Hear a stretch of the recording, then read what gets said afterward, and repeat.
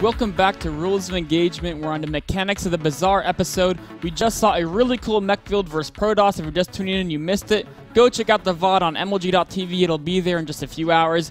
But now we're about to get to a really cool way to deal with a timed attack from Zerg. Players could be using Nidus as a way to deal against a Protoss coming at you with a timing attack.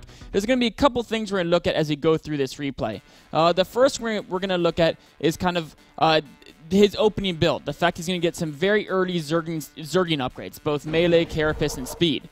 Then we're going to look at how he uses spine cores to defend, to buy himself some time. And then we're going to say, can this approach become a standard approach at dealing with this attack?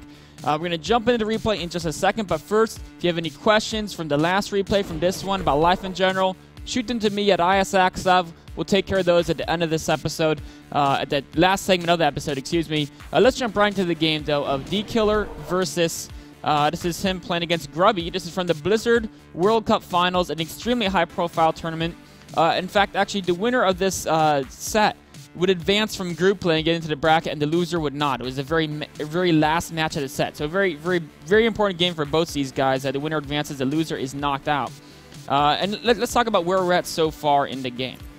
So right now where we're at is he's got some early Zerging upgrades. You can see that going on. But because of that, that means he has a little bit of a later lair, okay? Grubby meanwhile is going for that standard 2-base Immortal Sentry push, very popular.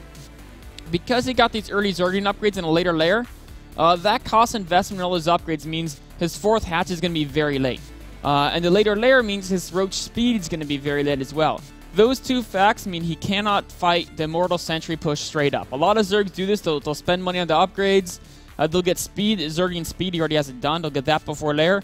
And then they'll lose to the Immortal Sentry timing and say, how can I beat this? This is baloney, right?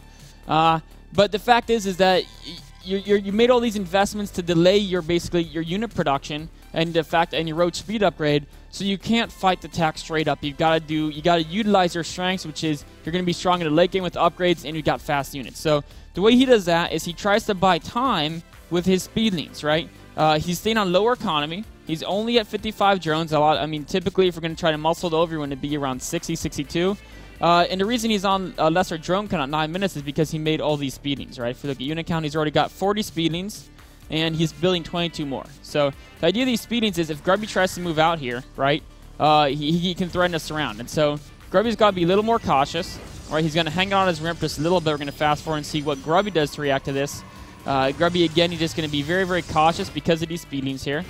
And he's going to wait for another warping. Warping in some more sentries, probably warping in about 3 more units, and then he's going to go, I'm imagining, he's going to go right now.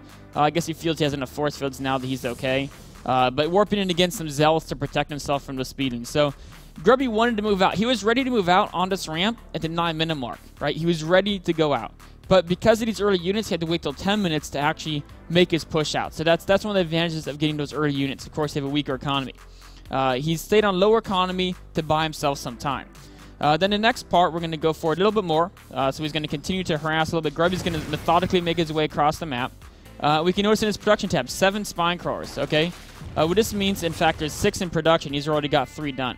He's going to use spine cores to defend. And this is, again, because of what I mentioned before, he can't hold the attack straight up because he's only on 3. Actually, might have a 4th hatch done now. No, he's still only on 3 hatcheries, right? So he has weak production. His road speed's only halfway done. So he's got to use his spine cores to buy himself some time, okay?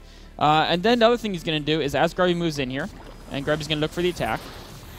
Of course, Grubby's being a little bit more cautious than normal because of all those early speedings. At this point, what he's doing, you see he's got a bunch of units over here, right? And he's got a bunch of units up here. So he's looking to threaten the flank. So whichever side Grubby attacks, he's got to keep 2 force fields up here permanently, or else Zerglings can come down. And this side has 6 spine cores. If he attacks this side, of course, the army can swing around the back and flank him there. So he can threaten the flank, okay?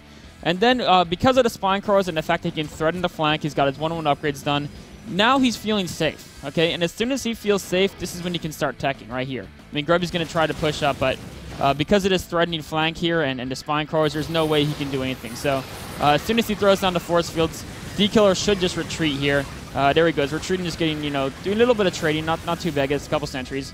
But the key thing here is he feels safe behind spine cores, so he invests in tech. That's very important. You split the army to threaten the flank. Once you feel safe, you need to start teching because eventually the Protoss ball will get too strong for you to deal with just hatchery tech units. So that's why we see over here, we're going to see this is Infestation Pit, and then down here we're actually going to see a Nidus being built. And then the idea behind the Nidus, okay, he's going to be building this. He feels safe, and Grubby realizes this can't work, so Grubby's going to back up and start tech changing, maybe think about getting a third.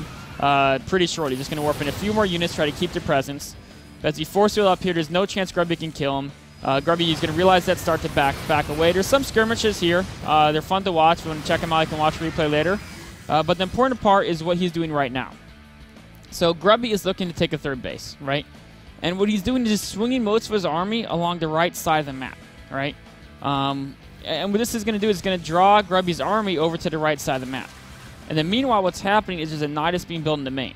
And Grubby, of course, doesn't have full vision of his main. Why doesn't Grubby have full vision of his main? Well, let's talk about where his pylon placement is. When you're doing a 2-base Immortal, you're building all your pylons here in the ramp, right? As he started the game, Grubby only had 3 pylons in his main. He had actually only 2. He had this one here to power all these buildings, and then he had 1 back here. These are all added in later in the game. And the reason these, so you could say these should be at the edge, maybe they should be, but these were all added during the push. So Grubby was micro-intensing the push, and he just wanted to build a pylon really quick back a base and get back to the push. So he built it as close as possible. But when they move out with the Immortal Sentry Timing, they only have 2 pylons in the main, so they don't have full vision, and the odds of them adding full vision in the near future are pretty low. So that's why the Nidus is a pretty cool response right here. And then what we're going to do is we're going to talk about what he's going to do on the map. So we're going to bring up this map here. Here we go. Pentel. And what he's doing over here is basically, let's say we're going to have D-Killer being the purple Zerg, because purple's a great color for Zerg. So D-Killer is sending most of his army up along this line here, right? Or I guess he's going to be red Zerg, sorry. And he's threatening to attack the third, right? And then meanwhile, he's throwing a Nidus in right here, right? And then we're going to have Grubby will be the blue Protoss, because blue's a great color for Protoss. So we have Grubby. His army is right here, right? This is the Grubby army. And he's got to send it basically up here to protect his third, because this is basically his money, right? This is what he cares about. That's his money. And so if Grubby's busy going that way, then he's not going. Basically, D-Killer wants to avoid Grubby going back up here, right? D-Killer wants to, we're going to use D-Killer's color here. He wants to X this out, right? He doesn't want Grubby going that way. And so that's why he's heading up this way as a threat. It's basic, maneuvering. You pull them one way.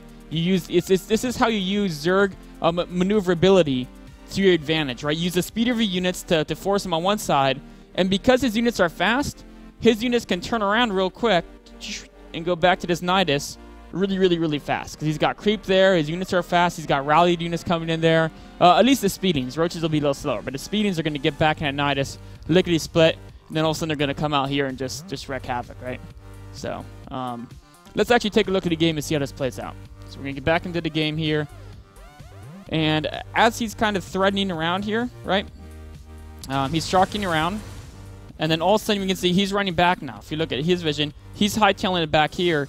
Grubby's still worried about trying to defend his third. I mean, the third's actually canceled. He's going to try to get a reset up to him in just a second, probably. And all of a sudden Grubby here's at Nidus. But by now, his army's out here, right? His army's out here. There's no way his army can get back in time.